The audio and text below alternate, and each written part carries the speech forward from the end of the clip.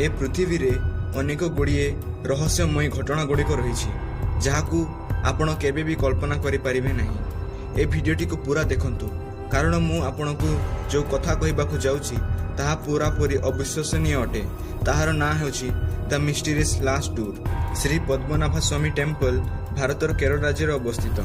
एही मंदिर पृथ्वी अवस्थित मिस्टीरियस और पुराना हिंदू मंदिर मानक मध्यरु गोटिए अटे। एहार पुरातन किंबा एहार रहस्यमय से विषय नुहे जोटा एहाको अन्य मानकठु अलगा करे। असल कथाटी किछि भिन्न अछि जोटा एहाको अलगा मानकठारु भिन्न करिथाय। बहुत पुरातन टाइम रु लोकंकु लागुथिला कि एही मंदिर तळे प्रचुर सुना थाई पारे। एही मंदिर रे अनेक रहस्यमय कबाट रहिछि जहाकू केबे खोला जाई नथिला। अनेक अनुसंधान पर जना पड़िला जे एठी टोटाल 6टी कबाट रहिछि किंतु केही जानि नथिले जे एही कबाट भितरे कोन रहिछि।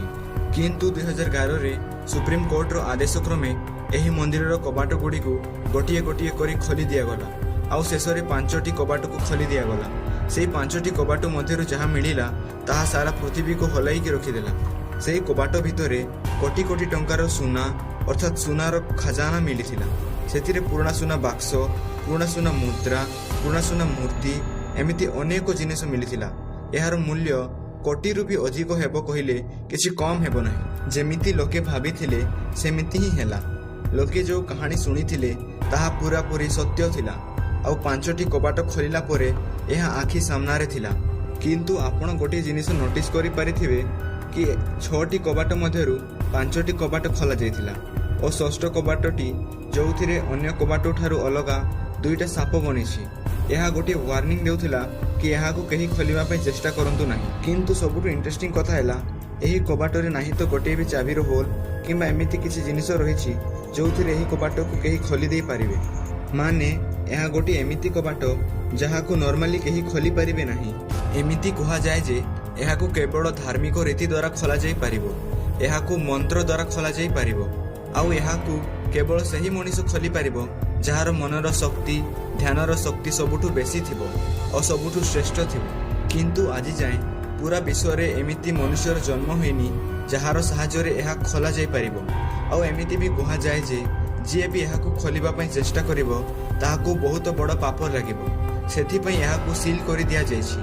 तेबेठु एहा भितरे कोन रहिछि केही जानि नाहंती। एहा विषय रे किछि नॉलेज मंदिर रो ऑफिशियल को पाखरे रहिछि किंतु सेमाने आज जाए एहा विषय रे कहारी को कहि नाहंती। किंतु एहा प्रथम थर नुहे जोथिरे एहा को खोलिबा पई चेष्टा करा जाई नथिबो। आजिठु प्राय 100 वर्ष पूर्वे 1908 रे एहा को खोलिबा पई चेष्टा करा जायथिला।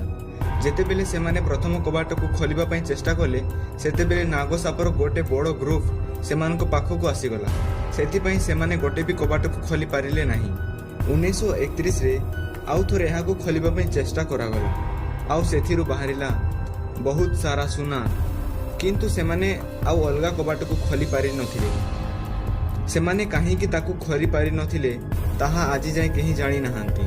किछि लोकन को कहबा अनुसारे जहां भी भीतरु बाहरे ताहाकू दिव्य भावरे ग्रहण करा जाय। सेति पई सेमाने खाली प्रथम कबाट को खोलिले आउ अन्य कबाट को खोलिले नाही और प्रथम कबाट को मध्य बंद करदेले।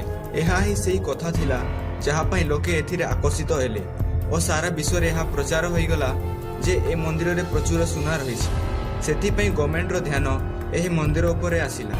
ए सबु कथा सत्वे 2011 रे मंदिर रो 5टी कबाट खोली दिया गला किंतु 6ठ कबाट को आज जाय केही खोली पारि नाहंती। एहा आज जाय रहस्य रहिछि। किंतु जानिबार कथा एइटा जे एहा को मध्य भारत सरकार खोलिबा पई चाहुथिला किंतु मंदिर रो कर्मकर्ता सरकार उपरे रोक लगाइबा पई तांको उपरे सुप्रीम कोर्ट रे आवेदन करदेले कारण सेमाने एहा चाहंतिनी जे केही एहा को जबरदस्त करी खोलंतु। सेमानंक अनुसारे सेमाने गोटे यज्ञ करंती जोथिरे सेमाने तांको देवता को पचारंती जे से कोन चाहंती। सेही समय रे देवता भी चाहु नथिले जे से कबाट खोला जाऊ। सेमानंक अनुसारे एहा को जदि डिस्टर्ब करिबा तेबे बहुत भयंकर प्रलय आसी जिवो। चतुर्पार्श्व रे सुनामी आसी जिवो। किंतु आपणकर ए मंदिर विषय रे कोन कहिबार अछि कमेंट सेक्शन रे लेखिबा पई भूलिबे नाही।